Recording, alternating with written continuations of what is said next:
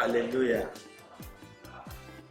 Mes bien-aimés frères et sœurs, dans le Seigneur Jésus-Christ, recevez les salutations les plus fraternelles dans le Seigneur. Il a plu au Seigneur que nous parlions de la fête de Pentecôte avec vous en cet instant. Mes bien-aimés,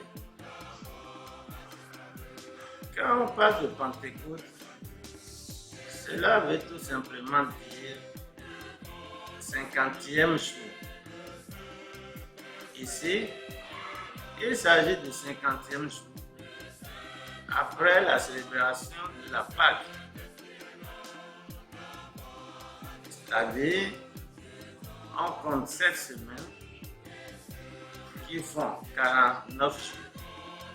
Et le lendemain des 7 semaines fait le 50e jour, jour de la Pentecôte. Ce jour est le jour que le Créateur de l'univers a choisi pour accomplir la promesse du Saint-Esprit tant attendue. Dans la Bible, la fête de la Pentecôte est aussi appelée la fête des semaines.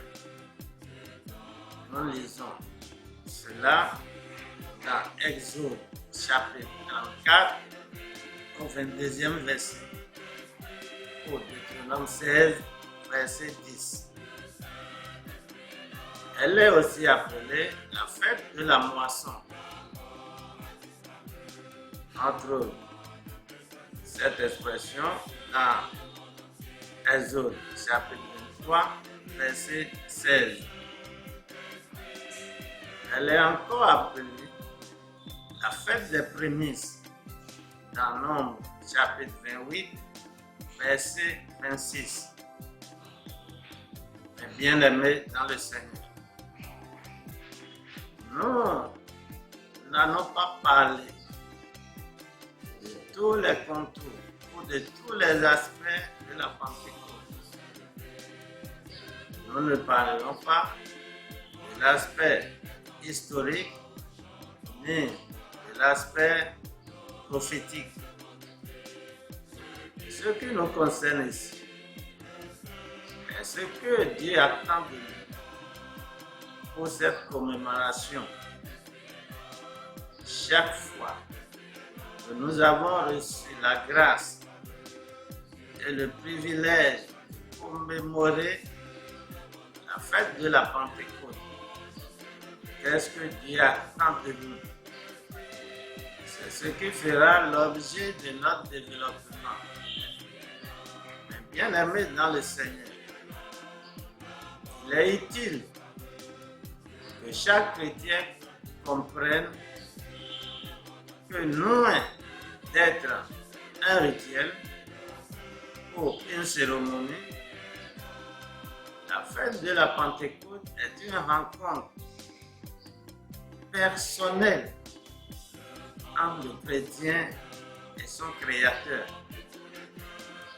Au cours de la dite rencontre, le Créateur de l'univers, qui avait tant promis l'Esprit Saint aux siens, accomplit cette promesse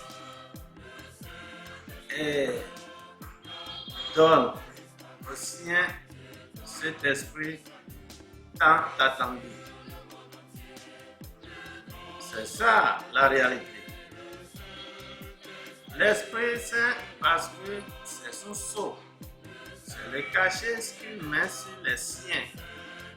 Sans cet esprit, nous ne saurions être appelés enfants de Dieu.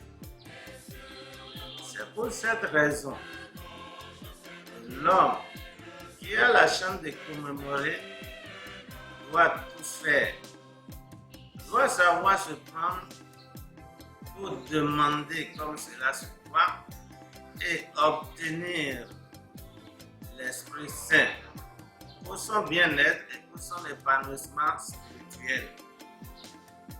En réalité, la Pentecôte annonce la fin des temps. Et chacun sera amené à rencontre de son existence terrestre. C'est ce que nous annonce cette fête. Chacun, pour ce qui le concerne, doit se préparer en conséquence. C'est le but même de la commémoration de cette fête. Ça devait nous rapprocher beaucoup plus du Seigneur, maintenir l'Esprit de Dieu en nous. Nous devons alors prendre conscience que lors des prières, lors des cultes, nous avons à demander l'Esprit de Dieu. C'est à ceux qui le demandent qu'il le donne.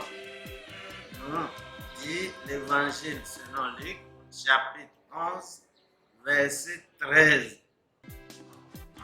Cet Esprit Saint, une fois en nous, nous aidera à vivre selon Dieu. Il nous aidera en tout et pour tout.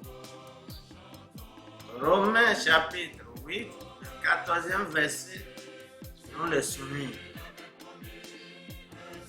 Si nous allons loin,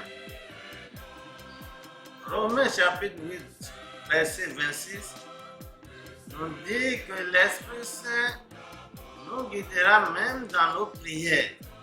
C'est-à-dire qu'il est indispensable aux chrétiens que nous sommes de vivre sans avoir cet esprit en nous. Il est donc moment de se réveiller et de demander à fond afin de recevoir cet esprit qui nous donne la puissance de témoigner, comme l'a dit Michée au chapitre 3, 8e verset. S'il en est ainsi, comment se prendre pour commémorer de façon réussie la Pentecôte? L'Église a un rôle déterminant à jouer. Oui, l'Église doit fournir à ses fidèles des activités à travers lesquelles ils seront obligés, de se donner,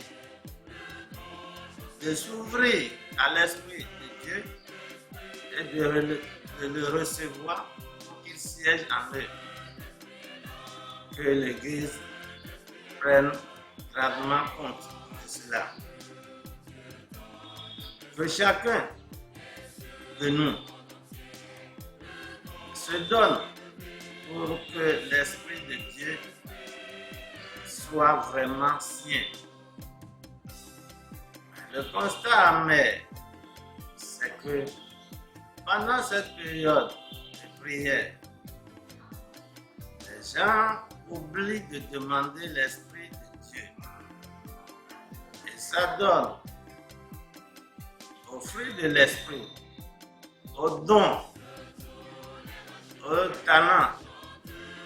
C'est ce qui est un peu déplorable. On ne pourra pas les utiliser sans l'aide du Saint-Esprit. Tous ceux qui, auparavant, ont eu les talents, les dons, les charges, sans avoir l'Esprit de Dieu, ont échoué. Oui, c'est pour cela que chacun, en ce qui le concerne, chrétiens que nous sommes, nous veillons à ce que nos prières soient orientées vers le Saint-Esprit et que Dieu nous le donne. Soyez bénis dans le nom du Seigneur. À la prochaine.